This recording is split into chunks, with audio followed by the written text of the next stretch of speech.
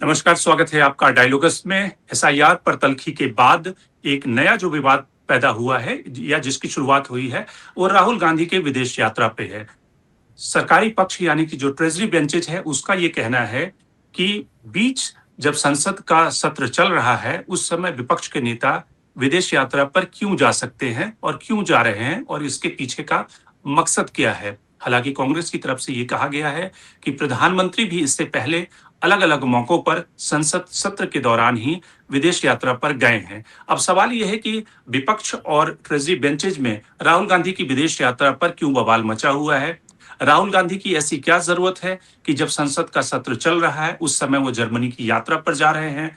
Germany में जो उनके कार्यक्रम हैं वो इस समय इतने क्या जरूरी हैं कि वो संसद को बाईपास करके या संसद को छोड़कर वो जर्मनी की यात्रा पर जा सकते हैं। इन सवालों को हम समझने की कोशिश करते हैं। हमारे साथ दो मेहमान जुड़ रहे हैं, सीनियर जर्नलिस्ट प्रेम कुमार और साथ ही संजय कुमार, सीनियर जर्नलिस्ट हमसे जुड़ रहे हैं। तो उनसे समझते हैं कि राहुल गांधी की इस यात्रा के मकसद क्या है और क्यों ये जरूरी है। संजय, सबसे पहले आपसे शुरुआत करेंगे। अक्सरहा तो इस तरह की यात्राओं पर कंट्रोवर्सी होनी नहीं चाहिए कि अगर कोई भी नेता अपने काम को पूरा करने के लिए अगर विदेश की यात्रा पर जाता है, चूंकि राहुल गांधी एक लीडर ऑफ अपोजिशन है, वो कोई सामान्य व्यक्ति नहीं है और संसद के विंटर सेशन में जबकि अभी क्रूशियल काम बाकी है, वैसे समय में राहुल गांधी की यात्रा पर विवाद होना कितना आपको लगता है कि एक ट्रेजरी बेंचेस की तरफ से सही डायरेक्शन में है, या फिर चूंकि ट्रेजरी बेंचेस को राहुल गांधी को घेरना है इसलिए कोई भी बात का बतंगड़ मिल जाए वो उन्हें घेरने का कोई मौका नहीं छोड़ना चाह रही है। जी नमस्कार। देखिए, अगर आप देखेंगे पूरे पिछले 11-12 साल में राहुल गांधी हमेशा उनका जितना भी फॉरेन ट्रिप रहा हमेशा बीजेपी के निशाने पे रहा। कोई ये पहली दफा नहीं हो रहा है कि जो राहुल गांधी की विदेश यात्रा एक नेशनल न्यूज़ बन गया है और बीजेपी इसे कंट्रोवर्सी क्रिएट करने की कोशिश कर रही है।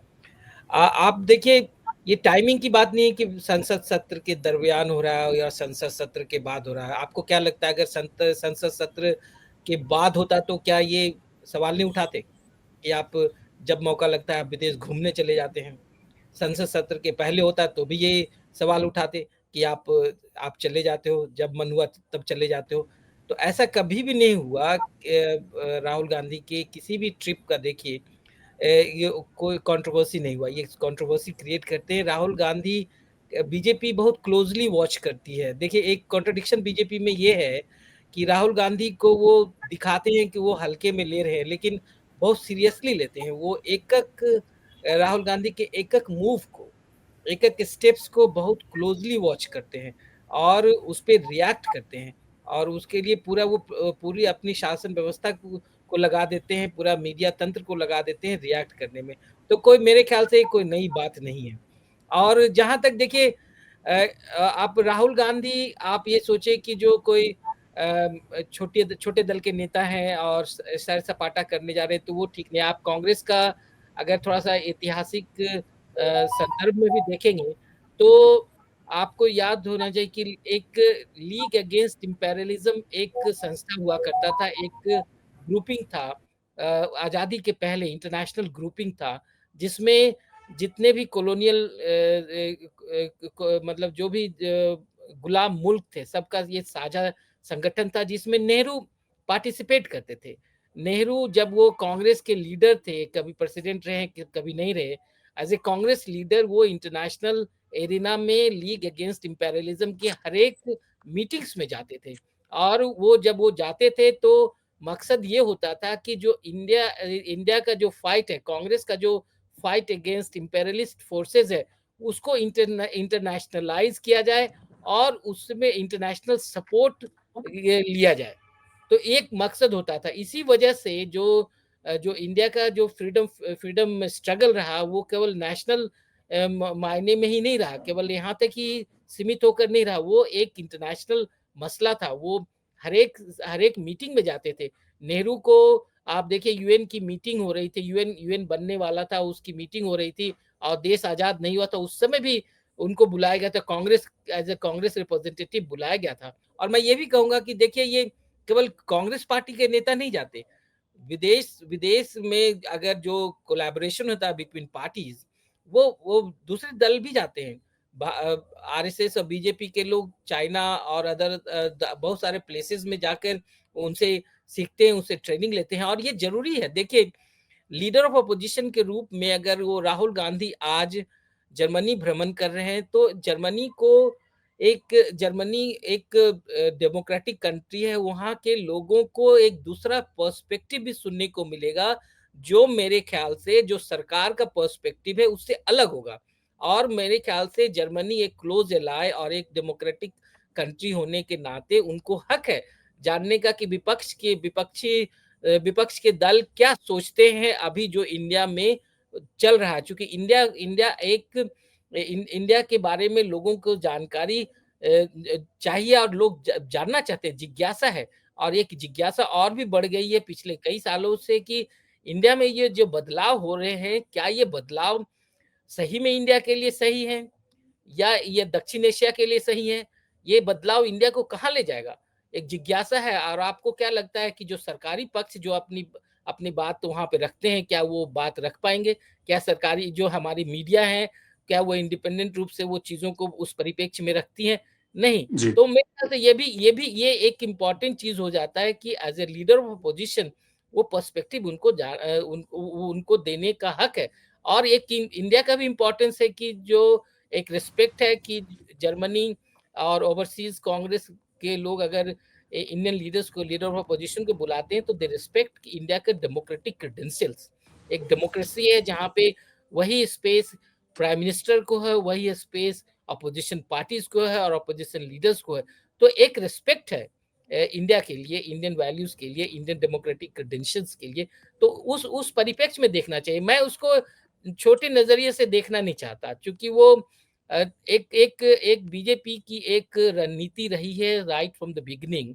आप 2010 वगैरह से ही चली आ रही कि जो राहुल गांधी के पर्सोना को, पर्सनालिटी को ऐसे डिमिनिश किया जाए, ऐसे टार्निश किया जाए, कभी पप्पू बनाकर, कभी ये मजाक उड़ाकर, जिससे ये कांग्रेस के जो क्लेमेंट हो, जो आगे के फ्यूचर लीडर के रूप में वो उभर नहीं पाए। और ये सच्चाई है कि बहुत हद तक उन्होंने वो सक्सीड भी किए, लेकिन अब वो जो जितने भी वो कोशिश करे, लेकिन राहुल गांधी ने काफी हिम्मत दिखा के वो टैग से, और वो जो कोशिश हुई उनको नीचे गिरा के रखने की, उससे वो उभर चुके हैं। अब प्रेम आपसे समझते हैं कि सवाल ये ठीक है, बीजेपी ये सवाल उठा रही है तो हम समझ सकते हैं कि बीजेपी को अपनी पॉलिटिक्स करनी है, राहुल गांधी को किस तरह से उन्हें नीचा दिखाना है, जिस तरह से उनके खिलाफ पप्पू और जिन शब्दों का इस्तेमाल हुआ।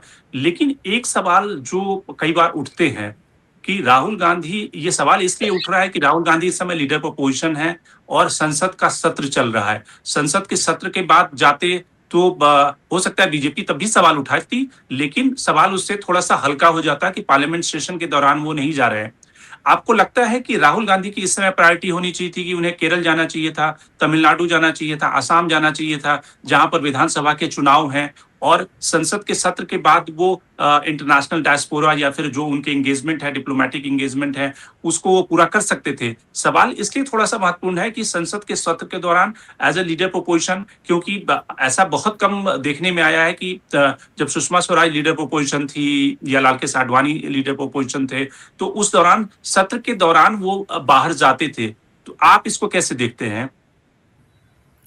देखिए शंकर जी, ये जो बात है कि सत्र चलते हुए पक्ष या विपक्ष को संसद से बाहर रहना चाहिए कि नहीं, और संसद से बाहर जब हम बोलते हैं यानी सदन से बाहर, चाहे लोकसभा हो, राज्यसभा हो, तो उसका मतलब देश के भीतर भी है और देश से बाहर भी है। लोकसभा की कार्यवाही में हिस्सा नहीं लेते हो, या नेता उपनेता सदन या नेता प्रतिपक्ष जो कहें वो भी अगर ऐसा करते हो, तो दोनों चिंता की बात होनी चाहिए।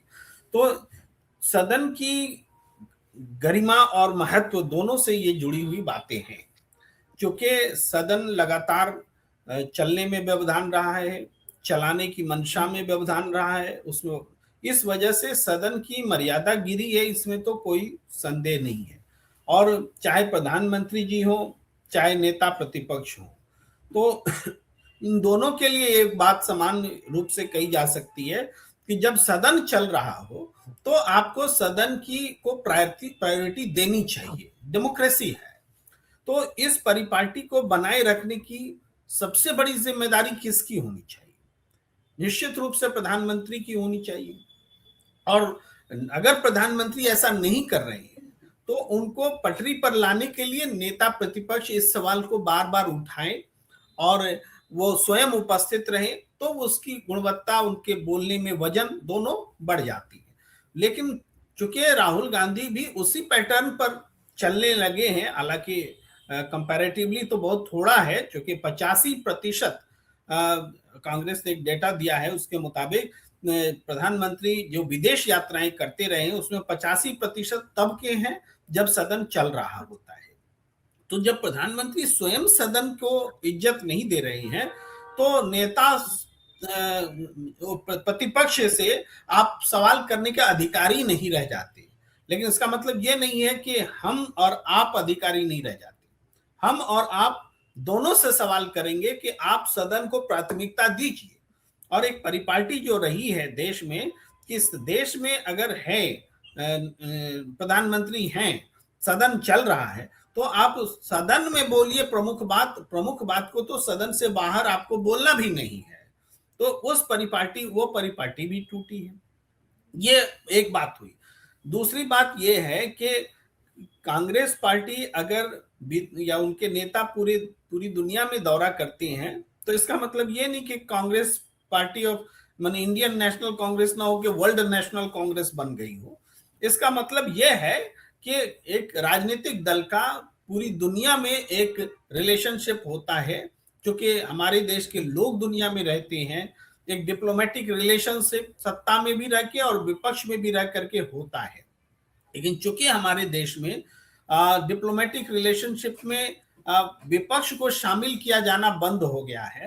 भाई आप गौतम अडानी को लेकर के लगातार यात्राएं कर रहे हैं, केन्या जाते हैं, श्रीलंका जाते हैं, बांग्लादेश जाते हैं, ऑस्ट्रेलिया जाते हैं, दुनिया तमाम जाते हैं, जगह में जाते हैं, लेकिन नेता प्रतिपक्ष के लिए या विपक्ष के किसी नेता के लिए ऐसी कोई स्थिति नहीं बनाते। आप बनाए थे जब वो घटना घटी थी पाकिस्तान और भारत के बीच में जो सीमित युद्ध हुआ, तो उस समय एक प्रतिनिधिमंडल गया जिसमें विपक्ष भी था, तो उसका जोर शोर से डंका पीटा गया।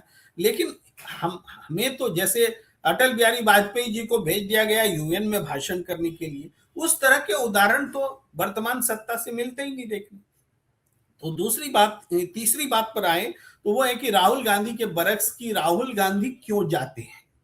देखिए, जब बीजेपी इस सवाल को उठाती है तो ये मान करके और उस दुष्प्रचार के इर्द गिर्द इस सवाल को उठाती है कि राहुल गांधी विदेश जाएंगे तो देश के खिलाफ बोलेंगे, राहुल गांधी जाएंगे तो देश के खिलाफ साजिश करेंगे, विदेशी शक्तियों से हाथ मिलाएंगे। इन आरोपों की पृष्ठभूमि में उनके विदेश दौरे को वो देखते हैं। तो निश्चित रूप से ये इस तरह से देखना ही एक माने अपराध माना जाना चाहिए। भाई नेता प्रतिपक्ष को आप ऐसे कैसे देख सकते हैं कि वो देश से बाहर जाएंगे तो देश के खिलाफ काम करेंगे, तब तो उनका बाहर जाना ही मुश्किल हो जाएगा। तो हम ये कह रहे हैं कि देश से बाहर वो जा रहे हैं, बहुत सारे औपचारिक उनका आधिकारिक दौरा कह सकते हैं कि किसी देश के सत्ता से भी जाकर के वो मुलाकात कर रहे हैं। तो कांग्रेस का जो वर्ल्ड लेवल पर जो ऑर्गेनाइजेशन है, जो ओवरसीज कांग्रेस जिसको बोलते हैं, उन्होंने एक आयोजन हमेशा वो इन ऐसे आयोजनों को इवेंट को वो करती है, उसमें राहुल गांधी जाते हैं। इस बार भी वो जा रहे हैं, जर्मनी जा रहे हैं, वहाँ डायस्पोरा से भी मुलाकात करेंगे, अधिकारियों से भी मुलाकात करेंगे, वो सारी चीजें हैं। तो ये देश को मजबूत करेगा कि देश को कमजोर करेगा, इन्हीं दो सवालों के बरक्स हम उनके दौरे को देखते हैं। तो हमें नहीं लगता कि राहुल गांधी के विदेश जाने से देश कमजोर होता है, या राहुल गांधी पर हम शक करें कि वो देश के खिलाफ काम करते हैं। ये बातें अगर ऐसा है तो सरकार के पास सारे संसाधन हैं, खुफिया एजेंसियां हैं, सब कुछ हैं, वो पकड़ सकती हैं कि राहुल गांधी कहाँ देश के खिलाफ काम कर रहे हैं, ऐसी कौन सी मीटिंग्स हो गई जो देश के खिलाफ है, ऐसी कौन सी बात हो गई। तो चर्चा बिना आधार के करना ही राजनीति है, अगर आधार के साथ की जाए तो ज्यादा महत्व रखेगा। जी संजय, एक तो सवाल जो राहुल गांधी की जो जिसको कहते हैं मानसिक बनावट, उसको लोग समझना चाहते हैं। तो एक तो ठीक है कि कल्चरल एक्सचेंज हो गया, आप एक डिफरेंट पर्सपेक्टिव दुनिया को बताना चाहते हैं, दुनिया से लेना चाहते हैं, और जिस तरह से कांग्रेस के ग्लोबल एक तरह से पुराने संबंध रहे हैं अलग-अलग देशों में, उन सबको एक और मजबूत करना एक उद्देश्य होता है। लेकिन आपको लगता है कि राहुल गांधी जो विदेश यात्राएँ होती है, वो एक जिसको कहते हैं कि मानसिक मेंटल स्टिमुलेशन के लिए भी राहुल गांधी जाते हैं। इसके समानांतर अगर डेविल्स एडवोकेट की तरह इस सवाल को लिया जाए कि उन्हें अपने देश में जिस तरह के कल्चरल प्रोग्राम जर्मनी में है या अमेरिका में भी थे कि अलग-अलग यूनिवर्सिटी में जाकर वो लोगों से मिलते हैं, वहाँ के स्टूडेंट को एड्रेस करते हैं, वो उन्हें ज़्यादा अपने डोमेस्टिक कंट्री में करना चाहिए, क्योंकि राहुल गांधी की इस समय प्रायोरिटी होनी चाहिए कि अपनी जो कांग्रेस की माली हालत है, उसको और कैसे मजबूत करके एक प्रमुख अपोजिशन पार्टी के रूप में वो इवॉल्व करें, और खास करके वैसे राज्यों में जहाँ पे चुनाव हैं, वहाँ पर एक प्रिंसिपल अपोजिशन या फिर सत्ता में आने की कैसे बात की जाए। क्योंकि जब कल परसों ये सवाल पूछा गया तो किसी ने पार्लियामेंट में व्यंग के तौर पे कहा कि अमित शाह इसलिए नहीं जाते हैं क्योंकि वहाँ से उनका कोई 2 वोट भी ऐड नहीं होता है।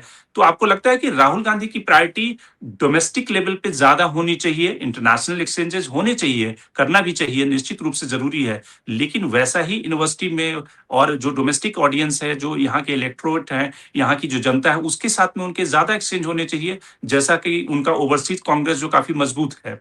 आप समझिए कि राहुल गांधी आज किस इकोसिस्टम में ऑपरेट कर रहे हैं।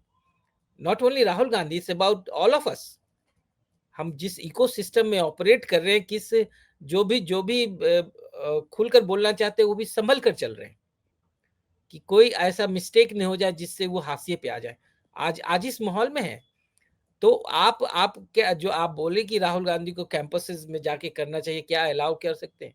नहीं, जिस हिसाब से राहुल गांधी अमेरिका में जाके, चाहे अभी अर्जेंटीना वगैरह में स्टूडेंट्स के साथ इंटरैक्ट कर रहे थे, कैंपस में बैठ के प्रोफेसर्स आए, वो उनको इंट्रोड्यूस किया, इंटरैक्ट किया। क्या आज आप जेएनयू और दिल्ली यूनिवर्सिटी और फॉर दैट मैटर बीएचयू वगैरह में ऐसा हो सकता है कि आपके वो डिपार्टमेंट ऑफ पॉलिटिकल साइंस के जो हेड है वो स्टूडेंट्स के साथ इंटरैक्शंस करा रहे हैं? नहीं संभव है। प्रैक्टिकल हो ये सच्चाई है। तो आप चूंकि आप अब राहुल गांधी पे चूंकि निशाना बनाना है, उनकी क्रेडिबिलिटी खत्म करनी है कि अब वो अय्यास है, वो मस्ती के लिए जा रहे हैं। अरे एक इंटरनेशनल पर्सोना कांग्रेस पार्टी का रहा है एक, और राहुल गांधी अपने को नेहरू के ही पर्सोना में ढालने की कोशिश कर रहे हैं।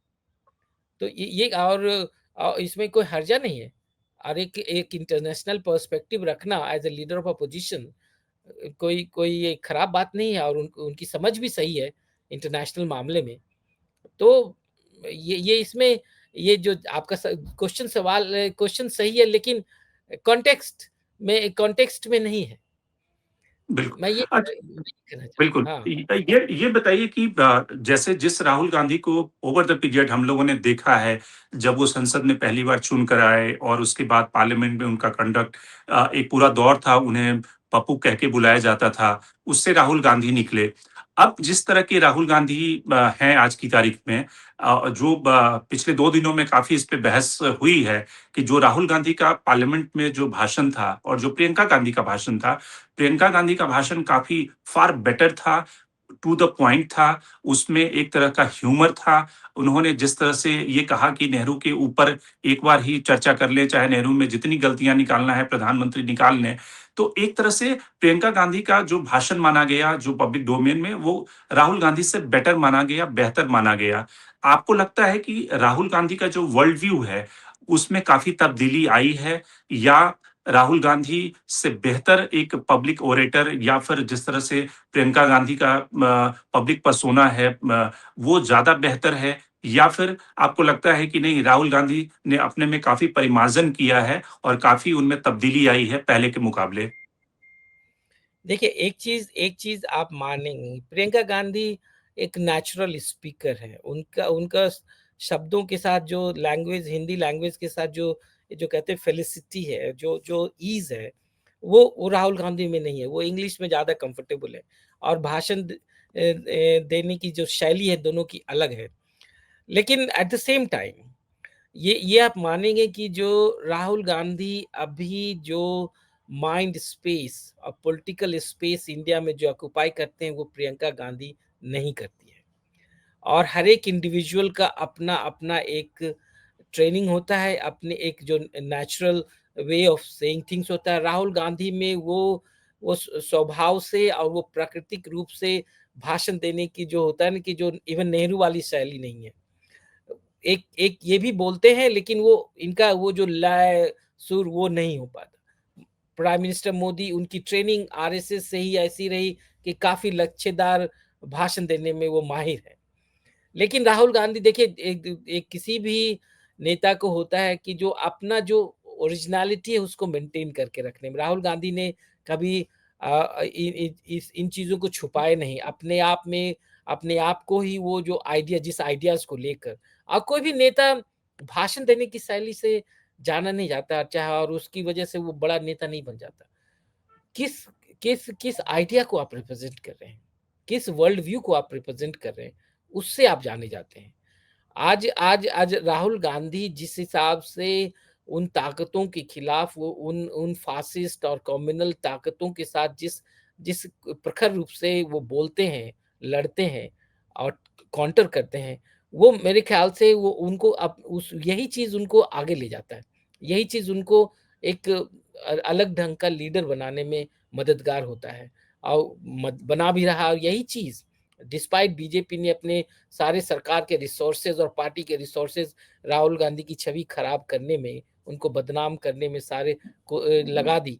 लेकिन तो भी वो उनका राहुल गांधी का मानना है कि सच के रास्ते पे रहकर वो ये इन चैलेंजों को, इन जो चैलेंजेस है उसको आगे, उसको काउंटर कर देंगे, तो वो करते रहे। और उनको वो कन्विक्शन है, एक कन्विक्शन है, तो इस हिसाब से वो, और एक जुझारू है, लड़ते रहते हैं। तो एक है अपना, एक वो अपना इमेज उन्होंने ये ऐसा बनाया है। और जो ट्रस्ट फैक्टर है, मेरे ख्याल से राहुल गांधी, आप अगर मानिए कि जो कांग्रेस का कोई भी लीडर, और फॉर दैट मैटर आप देखिए कोई भी अपोजिशन का लीडर सिंस इंडिपेंडेंस इतना चैलेंज्ड नहीं रहा जितना राहुल गांधी रहे। आज आप देखिए, जब नेहरू का डोमिनेंस था, चाहे इंदिरा गांधी का डोमिनेंस था, उस समय भी अपोजिशन के लीडर ऑफ अपोजिशन को, छोटे-छोटे नेताओं के, इवन कम्युनिस्ट, छोटे-छोटे कम्युनिस्ट नेताओं के, चाहे और भी, उनको उसको मीडिया में स्पेस मिलता था, उनको उनको प्रिंट में स्पेस मिलता था, उनके बारे में लेखनी लिखी जाती थी। आज राहुल गांधी ने कितने, कोई भी कितना बड़ा खुलासा कर दे, कितना बड़ा आर्गुमेंट दे दे, आज मीडिया उसको गॉन कर देता है, या फिर मजाक बनाता है, या फिर उसको डिबेट को ऐसे मोड़ेगा कि वो ये दिखाने की कोशिश करेगा कि वो गलत कर रहे हैं। अगर राहुल गांधी ने, ठीक है, वो लच्छेदार भाषण में ही नहीं दिया, लेकिन सवाल जो पूछा तो सही पूछा कि आपने जो चीफ इलेक्शन कमिश्नर का अपॉइंटमेंट का प्रोसेस क्यों बदला? उसमें से आपने चीफ जस्टिस ऑफ इंडिया को हटाया क्यों? सही पूछा उसने। ये भी राहुल गांधी ने ये भी पूछा कि आपने वीडियोग्राफी को दिखाने से बंद क्यों किया? ये भी पूछा कि आपने ये इम्यूनिटी क्यों दिया चीफ इलेक्शन कमिश्नर को, कि जो वो भी कुछ भी करे और ऑफिस में उसे कोई नहीं तंग कर सकता जब वो ऑफिस से हट जाएगा। क्यों? ये सवाल था। सरकार ये सवाल से बचती रही, दी नहीं सवाल। इनका जवाब नहीं, सवाल तो राहुल गांधी से सही दिया। अब ये मीडिया की जिम्मेवारी होती है। मीडिया मीडिया के बिना अपोजिशन एक समझिए कि अपाहिज है, एक विधवा टाइप का है। उसको वो मीडिया, कोई भी, जितने भी लीडर आप देखिए इंडिया के, इंडिपेंडेंस इंडिया के इतिहास में, जितने भी जो लीडर आगे, विपक्ष के नेता आगे बढ़कर आए, वो मीडिया के सह से बढ़कर आए। मीडिया ने उनको स्पेस दिया। Media is a permanent opposition, permanent questioning एक इंस्टीट्यूशन है। आपने उस मीडिया को ये हालत में लाकर खड़ा कर दिया, तो उसमें राहुल गांधी तो आपको छोटे लगेंगे ही। वो उनको लोग सवाल पूछेंगे कि भाई विपक्ष कहाँ है? विपक्ष एक वैक्यूम में तो ऑपरेट नहीं करता ना, वो ऑपरेट करता है पूरे इको सिस्टम के साथ। आपने वो स्पेस कहाँ दिया? आपने वो जगह कहाँ दे रहे हैं आप इनको कोशिश कर रहे हैं, सारा सवाल विपक्ष चाहिए, सरकार से आप तो सवाल ही नहीं पूछते। सरकार एक से एक चीज है जिसका जवाब देना चाहिए सरकार से, कि डिमोनेटाइजेशन से लेके जीएसटी, ये आपने इलेक्टोरल बॉन्ड्स, रफाल डील्स, सारी चीज आपने, फिर आरटीआई वगैरह एक्ट, सब चीज बंद कर दिया, क्यों नहीं?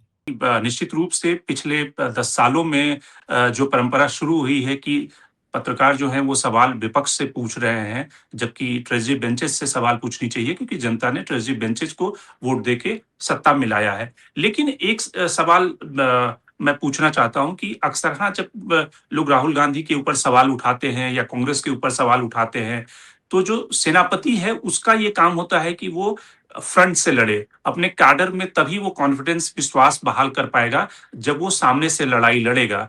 क्या जो कांग्रेस या राहुल गांधी या प्रियंका गांधी, जिस तरह से ये सवाल उठता है कि जब अमित शाह अगर किसी इलेक्शन को मैनेज कर रहे हैं, बिहार का चुनाव हो या यूपी का चुनाव हो या पश्चिम बंगाल का चुनाव हो, राहुल गांधी कोई राम माधव नहीं है। वो एक आइडियोलॉग नहीं है कि पार्टी को एक सिर्फ विजन डॉक्यूमेंट देने का काम उनका है। उनका काम है फ्रंट से लड़ने का। तो क्या राहुल गांधी फ्रंट से लड़ते हैं जिस तरह से अमित शाह, क्योंकि मुझे याद है कि मैं घटना का एक एनेक्डोट आपसे शेयर करूंगा कि पिछले 2024 के चुनाव में बनारस में पोलिंग के एक रात पहले वहां पर अमित शाह जितने भी प्रमुख नेता थे वहां के जो लोकल वर्कर थे उनके साथ में बैठक कर रहे थे, क्योंकि प्रधानमंत्री का चुनाव था और प्रधानमंत्री के चुनाव में अमित शाह, सुनील बंसल, ये सारे लोग इन्वॉल्व थे। लेकिन उसी शहर में उसी रात को प्रियंका गांधी भी थी। प्रियंका गांधी जो थी उस शाम को देश के प्रमुख कुछ जो एडिटर्स थे, सीईओ थे, वो वहां पे एक कल्चरल प्रोग्राम के लिए प्रियंका गांधी इनवाइट थी और प्रियंका गांधी ने उन सारे एडिटर को उस कल्चरल प्रोग्राम में बनाया जहां पे अच्छा नृत्य, अच्छा गाना हो रहा था और प्रियंका गांधी करीब 3-4 घंटे तक तमाम जो एडिटर्स हैं उनके साथ में बैठी रही। तो जब वो कार्यक्रम खत्म हो गया तो उसमें से एक एडिटर ने शेयर किया मुझसे ये बात कि कल की तारीख में जब पोलिंग होनी है तो प्रियंका गांधी कि आज की जो शाम होनी चाहिए थी, वो वहाँ की स्ट्रैटेजी बैठक में होनी चाहिए थी, जो कि अमित शाह कर रहे थे। प्रियंका गांधी वहाँ पे एक अच्छे नृत्य और संगीत का आनंद उठा रही थी। आपको लगता है कि बैटल लाइन जब इतनी गहराई हुई है, जब राहुल गांधी या कांग्रेस पार्टी के लिए संसाधन इतने सीमित कर दिए गए हैं, पूरी तरह से न केवल उन्हें मीडिया का एक्सपोज़र, रिसोर्स का एक्सपोज़र किस तरह से कर्टेल किया गया है, वैसी स्थिति में राहुल गांधी को फ्रंट से लड़ना चाहिए, न कि आइडियोलॉग बन के वो लड़ाई लड़ रहे हैं। आपको लगता है कि ये सही स्थिति है या राहुल गांधी सचमुच फ्रंट से लड़ रहे हैं? देखिए शंकर जी, अ, राहुल गांधी जिस दौर में राजनीति कर रहे हैं वो दौर ऐसा है जब बीजेपी अपना चरमोत्कर्ष देख रही है। नरेंद्र मोदी के रूप में बीजेपी के पास में एक ऐसा नेता है, एक ऐसी सियासत है जिसके इर्द गिर्द सारी पार्टियां बौनी हैं और अपोजिशन का मतलब सब कांग्रेस बनकर रह गया है और अपोजिशन में क्षेत्रीय पार्टियां अब दिखती नहीं है। तो उस अपोजिशन को एक बड़ा प्लेटफॉर्म देने की कोशिश करना और किसी हद तक सफल होना और इंडिया गठबंधन को बनाना ये एक अचीवमेंट है, क्योंकि देश में अपोजिशन की राजनीति पहले भी हुई है लेकिन इतना सुगठित अपोजिशन अलायंस के टर्म में इससे पहले नहीं हुआ जितना अभी दिखता है। ये अलग बात है कि इस अलायंसेस में शामिल पार्टियां ही पहले के मुकाबले कम शक्ति वाली रह गई है, लेकिन अपोजिशन के रूप में उन्होंने खड़ा किया है। और राजनीति जो होती है मुद्दा और विजन दोनों के साथ मिलकर चलती है। तो अभी आप हम लोग बात कर रहे थे कि इसे प्रियंका गांधी और राहुल गांधी के भाषण की तुलना में, ये आपका प्रश्न भी उससे जुड़ता है। प्रियंका गांधी रिस्पॉन्ड करती हैं, जवाब देती हैं और जवाब चूंकि बहुत भावनात्मक तरीके से देती हैं, बिंदुवार देती हैं, तो लोगों को अच्छा लगता है। लेकिन राहुल गांधी जब उसी बात को करते हैं तो राहुल गांधी दूसरे तरीके से करते हैं। राहुल गांधी की जिम्मेदारी इंडिया गठबंधन भी है, अपनी पार्टी के भी लोगों का बचाव करना है, अपने सिद्धांत का भी बचाव करना है। तो राहुल गांधी हमें ज्यादा रूड और आक्रामक नजर आते हैं। हमने सदन में भी देखा, भाई अमित शाह का जो टोन था राहुल गांधी के लिए और जितना आक्रामक टोन था वो इसलिए था कि राहुल गांधी बहुत कड़े सवाल पूछ रहे थे। तो इतने कड़े सवाल पूछने की वाला कोई नेता दूसरा राहुल गांधी के अलावा तो नहीं दिखता, और न ही अमित शाह राहुल गांधी के अलावा किसी दूसरे नेता पर इतने आक्रामक होकर बोल रहे होते हैं, जो इस बात का प्रमाण है। तो हम ये कह रहे हैं कि राहुल गांधी ने कहीं विजन के इस पर या मुद्दे के तौर पर ढील नहीं दी है। उन्होंने एक ऐसे दौर में, आपने सही कहा कि एक ऐसे दौर में जब मीडिया भी एक तरफा हो गई है और अपोजिशन की आवाज नहीं आ पा रही है, तो उसमें राहुल गांधी का 2014 से 19 का समय तो समझने में ही लग गया कि फेस कैसे करें, जब मीडिया ही साथ में नहीं, मुकाबला कैसे करें। उसके बाद उन्होंने एक रणनीति, एक टेक्निक ईजाद की, वो है जनसंपर्क की टेक्निक। और उन्होंने यात्राएं की, उन्होंने छोटे छोटे ग्रुप से मिलना शुरू किया, छात्र, किसान, नौजवान, अलग अलग पेशे के लोग, सबसे मुलाकात करनी शुरू की और एक अलग किस्म की राजनीति डेवलप की। तब अब 2014 से 19 के मुकाबले आज अपोजिशन कहीं ज्यादा मजबूत नजर आता है, इसके बावजूद कि चुनावी सफलताएं लगभग वैसे ही मिल रही है। मजबूत इसलिए नजर आता है क्योंकि आप पहले कोई चुनाव चोरी की बात मानता भी नहीं था, आज तो चुनाव चोरी पर बहस हो रही है, सदन में बहस हो रही है। तो ये जो बात है, ये अपोजिशन के और राहुल गांधी के राजनीतिक सफलता को दिखलाता है। चुनावी सफलता मिलना बाकी है, ये बात सच है, लेकिन चुनावी सफलता से ही हम सब कुछ तय नहीं कर लेते।